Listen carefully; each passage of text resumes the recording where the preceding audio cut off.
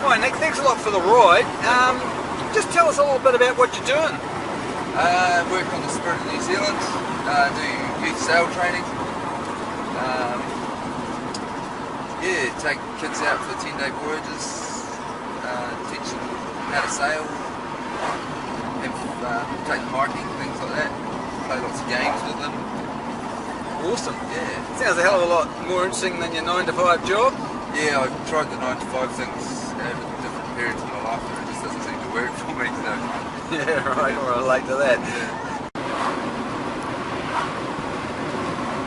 So Nick, I hope you've got a huge academic education to qualify you to do all this stuff.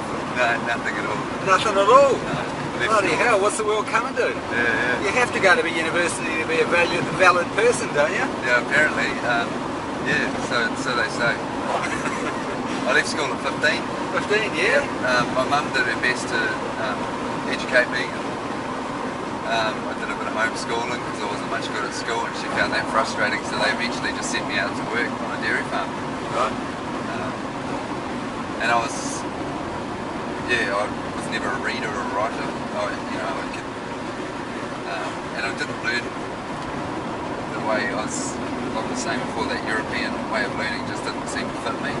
And I think it's amazing that, you look at Māori culture and everything that they know is passed down orally. Yeah. And those guys across the Pacific multiple times in a lifetime, they would go back and forwards to different, as far as Easter Island and Tahiti and New Zealand and all across the place. And they didn't have a single chart, compass, sextant, GPS, anything like that. Yeah. They just had what their grandfather had told them. Yeah. Or what somebody in their family had told them. Yeah. And all that stuff, their history, everything like that, all passed down orally. And it's like experiential learning, isn't it? It's like an experience rather than just kind of stuff that you're forcing into your brain, eh? Yeah. That whole idea of giving people books to learn, like I'm a big fan of books, I read now that I'm older. Yeah. But learning from books as far as just like information fired at you from a book or from somebody in the front of a classroom, Yeah. writing it on a board, Yeah. it just doesn't seem to work for me. Yeah. And I think it's sad that we're moving, people are moving away fast from like apprenticeships and things like that, and everybody's going to university to learn stuff and coming out with no experience at all, which is, it's probably the right way of learning for some people, but for other people it just doesn't work, like people like myself. And I've spent, time at school now where I've gone and got maritime tickets and rah-de-rah to be skipper or whatever, and I haven't just scraped through, but I've struggled really hard. Whereas I think most of my learning that I've done towards going to sea and stuff has been from going to sea. Yeah. So like for somebody else that's not doing that well at school, somebody that's maybe 18 years of age now and they've dropped out of school, they're not feeling that good about themselves, what would you say to them? I'd say don't worry about it. Go and enjoy life. Yeah. Experience life. Try stuff. Don't get caught up. Don't get caught up feeling like you have to stick it. People are big on like sticking at things, and I'm a big fan of like giving things a really good go. Yeah. But if it's not working for you in the long run, like I did 3 years dairy farming, 3.5 years dairy farming, and did a cadetship, and at the end of it, I was just like, I can't do this for the rest of my life. And then I went off and did boat building, and did a boat building apprenticeship for 3 years. And just, and then I couldn't do that. I've gone back to boat building quite a bit, but as far as the whole apprenticeship side of things, the learning side of things, I'm a big fan of changing your career. It sounds really wrong, but I think it makes life more exciting. Do you think, do you think in this day and age it's, that somebody, if they've got a bit of self-belief, that they could just go out there and just get a variety of different jobs and learn things still? Yep.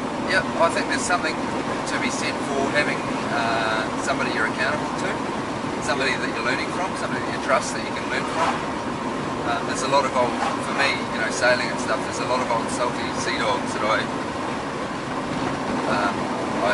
whenever I'm with them, I'm just milking them for information, or you just shooting the shit with them and talking about sailing stories. You're learning stuff all the time, and so I think pays to be, you know, a little bit accountable to people and still learn and have, you know, somebody that you respect and that you can gather wisdom from. I think, you know, hunting it for yourself is good, but also getting it from people, like there's got to be that human contact for me personally anyway. Yeah. What about if I'm an 18-year-old kid and I just think I'm a bit dumb? I mean, what would you say to me? Well, I thought I was really dumb for a long time. I left school and realised that I was, you know, I couldn't do maths and my English was terrible and rah-de-rah. Especially when you go back to school and you realise that there's all this stuff that you're supposed to know that you don't know. And I don't know. You do have to have a lot of self-belief. I'm a big fan. Like some of my friends think I've got a huge ego. Yeah. But I think there's something to be said for being confident in yourself. Not overconfident in something you don't know, but just believing in yourself to give something a crack and know that you've given it your best shot. And you might not be amazing at it, but you've done your best. Yeah. You know? And I think that's pretty important.